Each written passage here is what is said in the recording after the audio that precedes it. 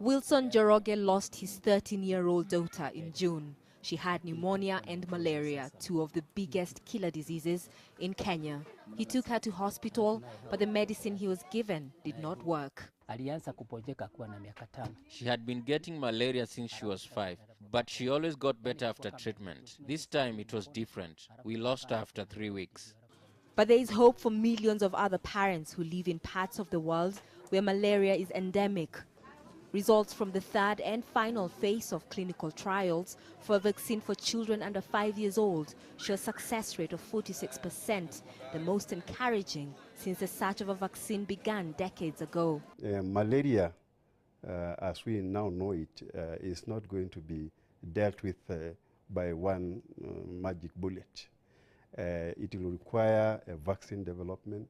It will require insecticide-treated bed nets. It will require the current drugs which are in use. The trials have been going on for 3 years in 11 African countries. In Kenya, 5,000 children were vaccinated. What this means is that if all goes according to plan, then by 2015, children who live in malaria endemic countries will for the first time have a malaria vaccine. Some health experts are cautious about this development. They say it's still too soon to celebrate. The malaria parasite is too complex, it keeps changing and resisting drugs. These trials for vaccines have been going on for decades now, and they're getting nowhere.